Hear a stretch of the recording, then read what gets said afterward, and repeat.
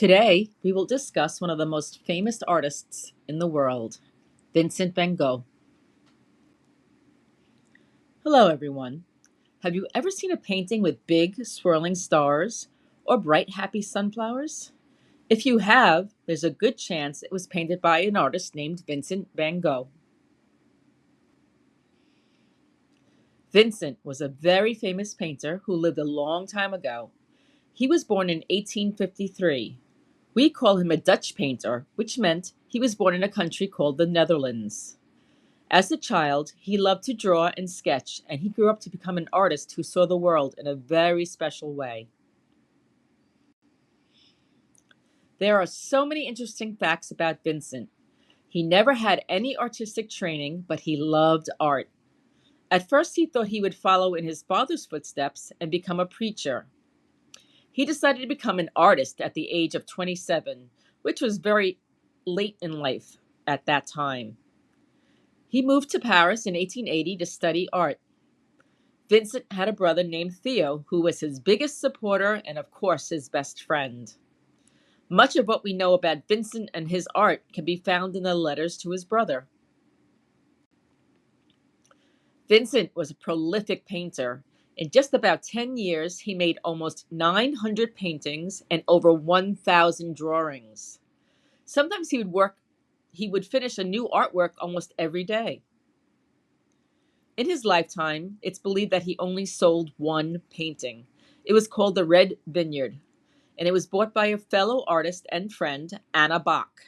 She paid 400 francs, and that was equal to about $80 at that time.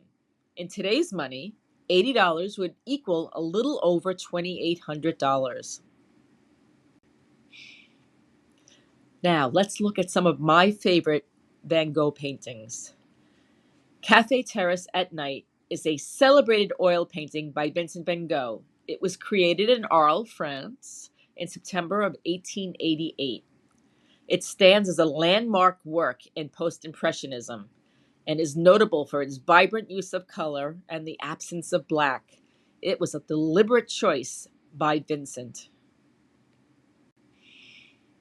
Next, let's look at this self-portrait.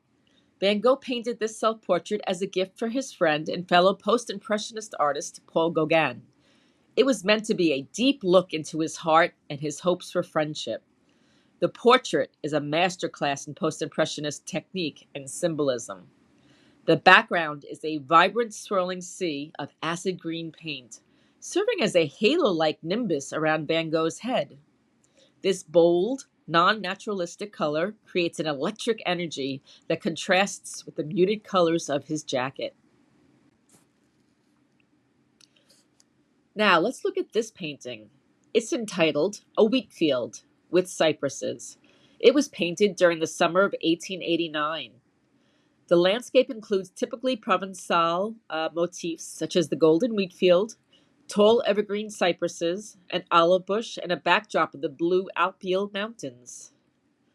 Van Gogh wrote of painting outdoors, and during the summer, the Mistral, or the strong, cold wind of southern France, seems to animate the entire landscape. Everything is depicted with powerful rhythmic lines and swirling brushstrokes. Those brushstrokes convey Van Gogh's sense of nature's vitality. The bedroom, painted in Arles in 1889, used vivid, non-naturalistic colors. The walls are a strong, serene blue, the bed a brilliant yellow, and the floor a deep orange.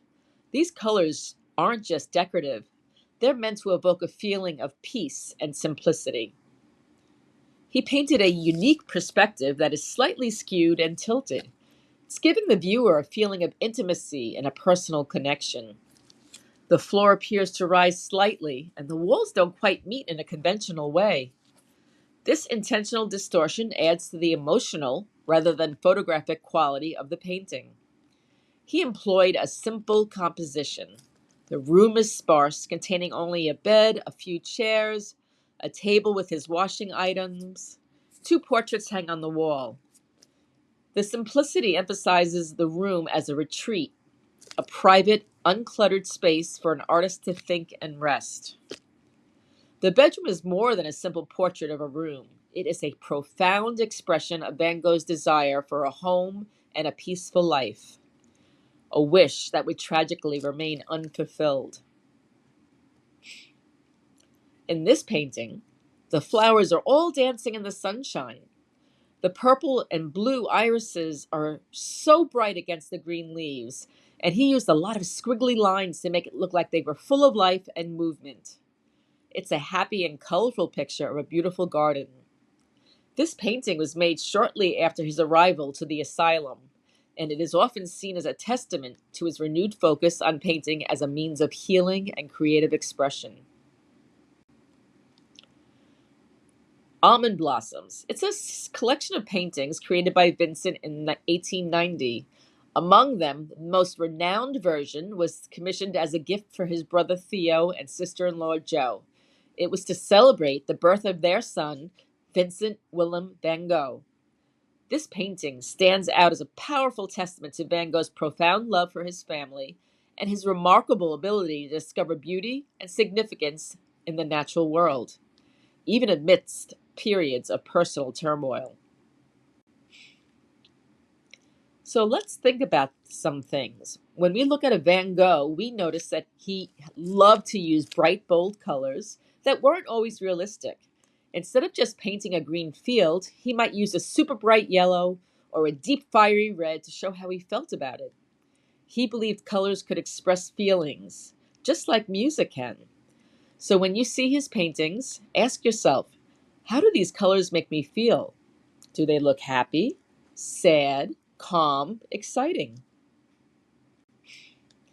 Looking closely at his paintings, we'll notice that the paint isn't smooth.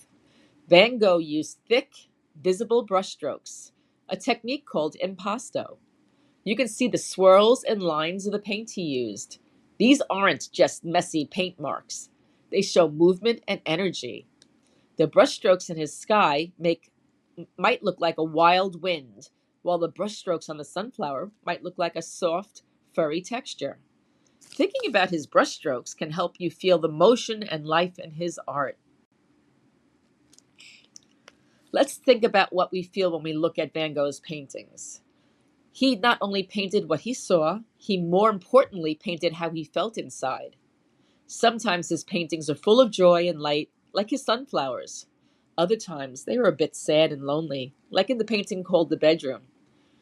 When you see one of his paintings, try imagine what Van Gogh might have been feeling when he painted it. And then you can think about what you feel when you look at it. What kind of story do the bright colors and thick brushstrokes tell you? So remember, Van Gogh was like an art explorer of feelings. He showed us that painting isn't just about what your eyes see, but also what's in your heart. He used bold colors and swirly brushstrokes to make his art exciting and full of life. The biggest lesson we can learn from him is to be creative and be ourselves. There's no right or wrong way to make art. The most important thing is to have fun and share your own special way of seeing the world. And one day, I hope that you can stand in front of a real Van Gogh and see for yourself how powerful and full of feeling his art truly is. Thank you.